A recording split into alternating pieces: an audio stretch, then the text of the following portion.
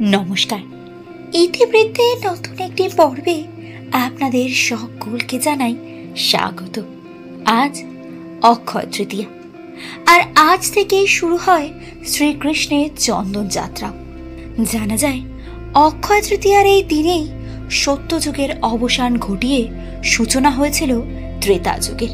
অক্ষয় তৃতীয়া হল চান্দ্র বৈশাখ মাসের শুক্লপক্ষের তৃতীয়া তিথি, যে তিথির রয়েছে বিশেষ তাৎপর্য। অক্ষয় শব্দের অর্থ হল যা ক্ষয়প্রাপ্ত হয় না। বৈদিক বিশ্বাস অনুসারে এই পবিত্র তিথিতে কোনো শুভ কাজ সম্পন্ন হলে তা অনন্তকাল অক্ষয় হয়ে থাকে।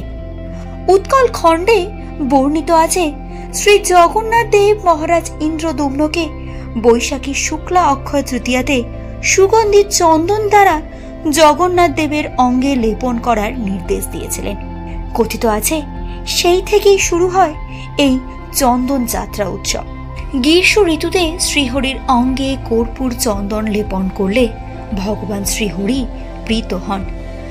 অক্ষয় তৃতীয়াতে শুরু হওয়া এই চন্দন যাত্রা উৎসব 21 দিন ধরে পালিত হয়। জানা যায় ভগবানের অঙ্গলেপন এক ধরনের ভক্তিমূলক কর্ম এবং চন্দন হল সর্বশ্রেষ্ঠ প্রলেপন। যেহেতু বৈশাখ মাস অত্যন্ত উষ্ণ থাকে, তাই চন্দনের শীতল গুণ ভগবানকে আনন্দ প্রদান করে।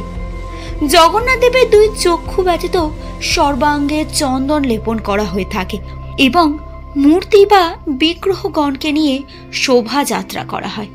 এছাড়াও মন্দির পুষ্করণীতে নৌকা বিহার করা হয়ে থাকে। তবে শ্রী চৈতন্য চরিতামৃততে দেখা যায় বৃন্দাবনের পরম বৈষ্ণব শ্রী মাধবেন্দ্র পুরীকে স্বপ্নে তার আরাধ্য শ্রী গোপাল বলেছেন, আমার শরীরে তাপ জুড়োচ্ছে না, মলয় প্রদেশ থেকে চন্দন নিয়ে এসো এবং তা ঘষে আমার অঙ্গে লেপন করো, তাহলে আমার তাপ জুড়োবে। আর এরপরই বৃদ্ধ মাধবেন্দ্র পুরীপাদ পূর্ব ভারতের নীলাচলে জগন্নাথ ধাম পুরীতে এসে রাজার কাছে পূর্ব স্বপ্নগত সমস্ত কথা বললেন। রাজা গোপালের জন্য 1 মণ মলয়জ চন্দন, 20 তোলা কর্পূর এবং এই সমস্ত জিনিস বয়ে নিয়ে আসার জন্য 2 জন সেবকের ব্যবস্থা করে দিয়েছিলেন। মাধবেন্দ্র পুরীপাদ রাজার কাছ থেকে মলয়জ চন্দন ও কর্পূর নিয়ে বৃন্দাবনে ফিরছিলেন। পথে তিনি রেমুনাতে শ্রী গোপীনাথ মন্দিরে আসেন। সেই রাত্রে সেখানে শয়নকালে স্বপ্ন দেখলেন গোপাল এসেছে এবং তিনি বলছেন, হে মাধবেন্দ্র পুরী, আমি ইতিমধ্যে সমস্ত চন্দন ও কর্পূর গ্রহণ করেছি। এখন এই কর্পূর সহ এই চন্দন ঘষে ঘষে শ্রী গোপীনাথের অঙ্গে লেপন করো। গোপীনাথ ও আমি অভিন্ন। গোপীনাথের অঙ্গে চন্দন লাগালেই আমার অঙ্গ শীতল হবে। সকালে শ্রী মাধবেন্দ্র পুরীপাদ পূজারীর নিকট রাতের স্বপ্নের সমস্ত কথা বললেন।